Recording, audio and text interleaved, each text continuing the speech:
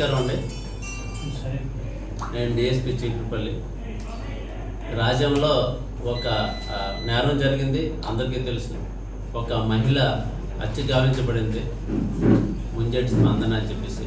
అయితే ఈ కేసు మేము ఛేదిస్తున్నప్పుడు, ఈ కేసు లోతులోకి వెళ్తున్నప్పుడు అమానవీయం, అమానుషం, నిజంగా రాక్షసత్వం, అసలు ఈ తల్లి కొడుకుల బంధాలు ఉన్నాయా లేదా అన్న అనుమానం కలిగే విధంగా ఈ నేరం జరిగింది. ఈ నేరం జరగడానికి కారణం ఏంటంటే, ముందు ఆ చనిపోయిన ఆమె కొడుకు 10th క్లాస్ చదువుతూ ఉన్నాడు. మొన్న పరీక్షలు రాశాడు, 525 మార్కులు కూడా వచ్చాయి.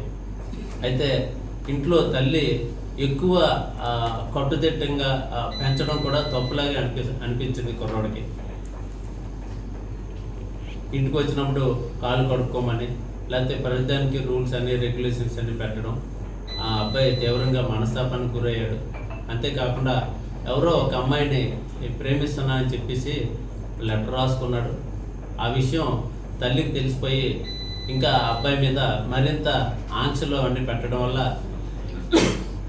అబ్బాయి తీవ్రమైన మనస్తాపం చెంది, ఈవెన్ కొంతమంది ఫ్రెండ్స్ దగ్గర కూడా ఒరే మా అమ్మ చాలా టార్చర్ పెడుతుంది, దాన్ని ఎలాగైనా సరే మేము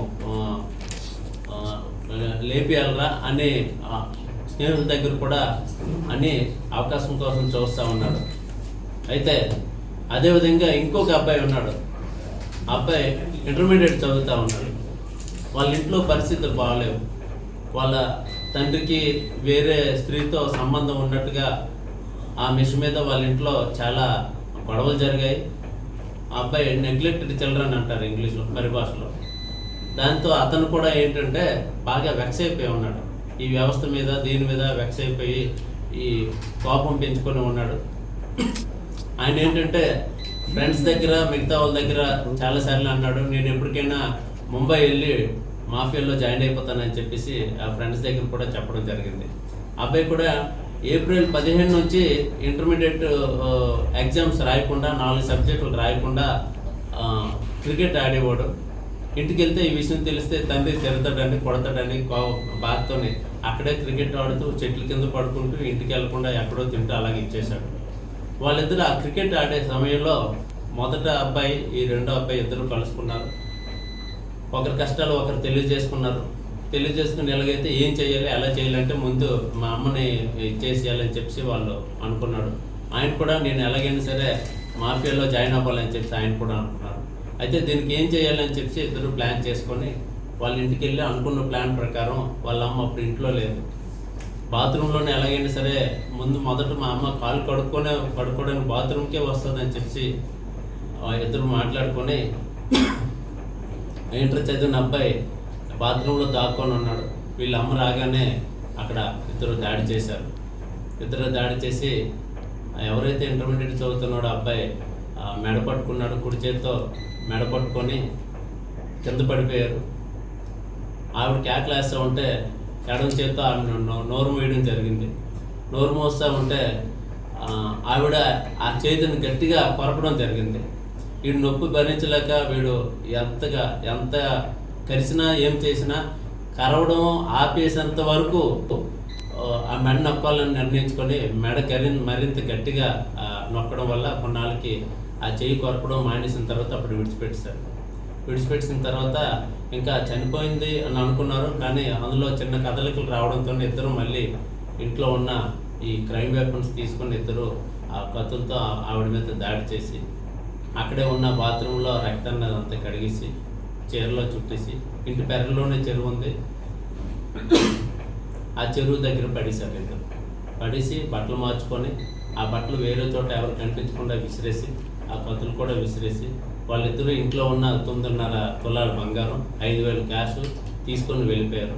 వాళ్ళు అనుకున్న ప్లాన్ ప్రకారం ఏంటంటే ముంబై వెళ్ళారు, అలాగే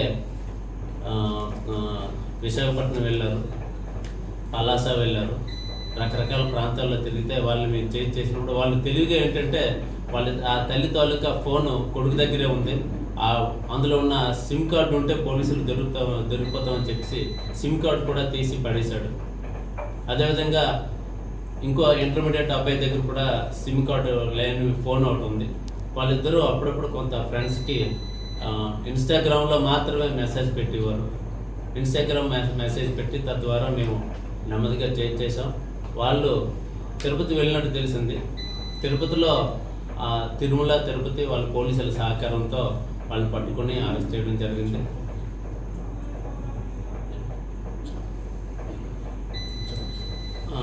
వాళ్ళు సహకారంతో పట్టుకున్నాం. తర్వాత వాళ్ళ దగ్గర ఉన్న బంగారు కడియం, కత్తులు వారి ద్వారా రికవరీ చేయడం జరిగింది. ఏదేమైనా దీంతో తల్లిదండ్రులందరూ అప్రమత్తమయ్యి పిల్లలు ఏం చేస్తున్నారు, ఏం చదువుతున్నారు, వాళ్ళ ఫ్రెండ్స్ ఎవరు, సోషల్ మీడియాలో తాలూకా వాళ్ళ పాత్ర ఏంటి, ఏ సైట్లు చూస్తూ ఉన్నారు, ఇవన్నీ గ్రహించి పిల్లలు ఏం చేస్తున్నారు అనేది గమనిస్తే ఎటువంటి తీవ్రమైన నేరాలు జరగకుండా సమాజంలో అరికట్టవచ్చు. వీళ్ళని ఇప్పుడు చిన్నపిల్లలు కాబట్టి వాళ్ళకి ఈ జువెనైల్ హోమ్కి ఇప్పుడు పంపించడం జరుగుతుంది. సార్ ఇదివరకు ఇంతకుముందు ఏమైనా కేసులు ఏంటి ఉన్నాయి సార్? వెళ్ళిపోయినా కేసులు ఏమి లేవు. వీళ్ళిద్దరు పరిచయం ఎన్ని రోజులు సార్? ఇద్దరికి పరిచయం అడిగి మా అయితే 1 వీక్ అవుతుంది వాళ్ళకి. అంటే 1 year అవుతుంది. వాళ్ళు ఈ క్రికెట్ ఆడే క్రమంలోనే వాళ్ళు పరిచయం అయ్యారు. ఏ అలవాట్లు లేవు వాళ్ళకి. సిగరెట్ తాగినట్టుగా తెలుస్తూ ఉంది, అంతే తప్ప మిగతా అలవాటు లేదు.